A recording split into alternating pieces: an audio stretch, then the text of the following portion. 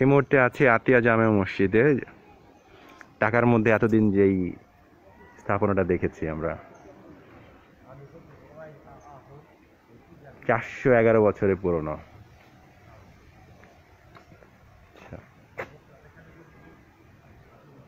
পাশে একটা পুকুর আছে, এই পাশে অজুখানা। পুকুরটা একটু দেখি।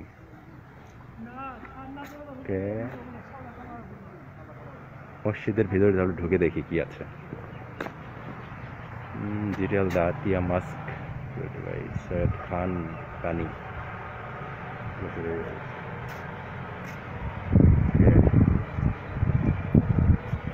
ওকে, ডান পাশটা দেখি।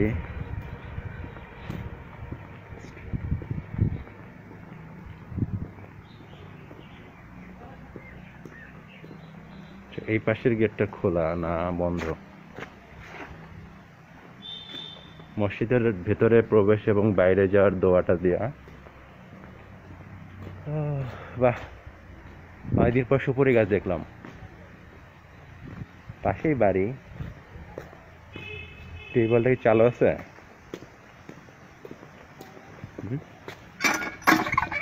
চালু আছে।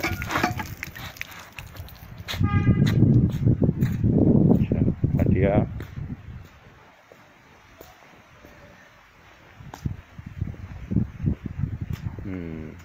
মসজিদ কর্তৃপক্ষের আবার কিছু নির্দেশনা। এতগুলো 3টা খাটিয়া। ও, এইটা কি? সব ওয়াশরুম। এইটা দারুণ। কয়টা গম্বুজ? 3টা, ওই পাশে একটা 4টা।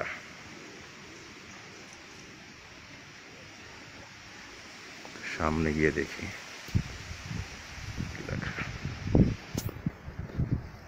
ওয়াও, নকশাগুলো অনেক সুন্দর না আরিফ ভাই? চমৎকার কিন্তু। বাহ, এত বছরের পুরনো, তারপর নকশাগুলো দেখলে অসাধারণ।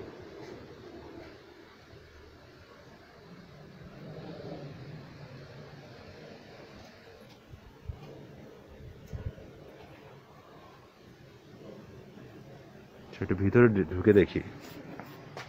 মসজিদের ভিতরে জুতো খুলে যাচ্ছে। জুতো ঢুকবেন না? আচ্ছা, আমি একটু যাচ্ছি। মসজিদের ভিতরেই প্রবেশ করে গেলাম। ওকে, 3টা গম্বুজ মই দিয়ে রাখা হয়েছে। ওকে,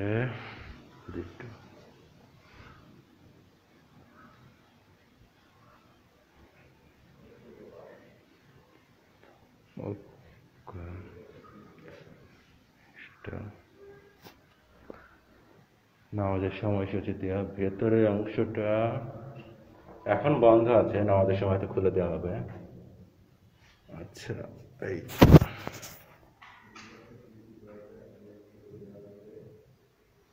সবটুকু তো দেখা যাবে না এখন, লাইট তো বন্ধ। ওকে, একটু দেখার চেষ্টা করি। বিশাল, চমৎকার।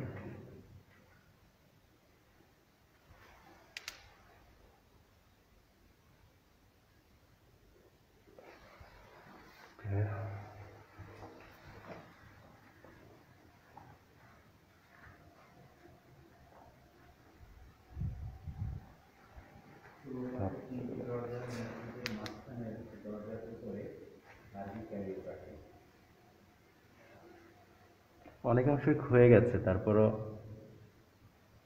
এটা আলাদা একটা আবেদন তৈরি করেছে।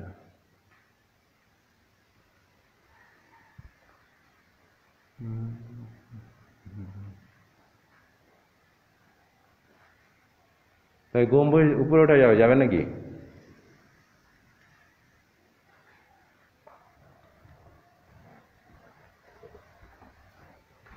বের হয়ে যায়।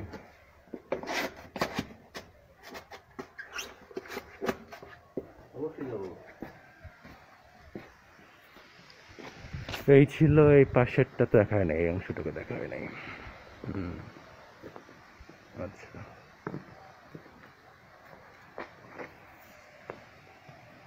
শেওড়া পড়ে গেছে অলরেডি। এইটার নকশাগুলো সুন্দর। ভাবা যায় 400 বছর আগে এরকম নকশা করা, এখনো টিকে আছে।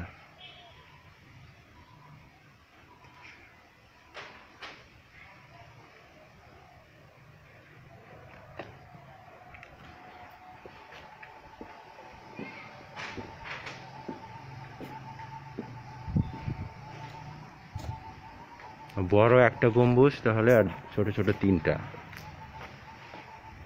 ওকে, তা এই হলো দেখা আশেপাশের। ওকে।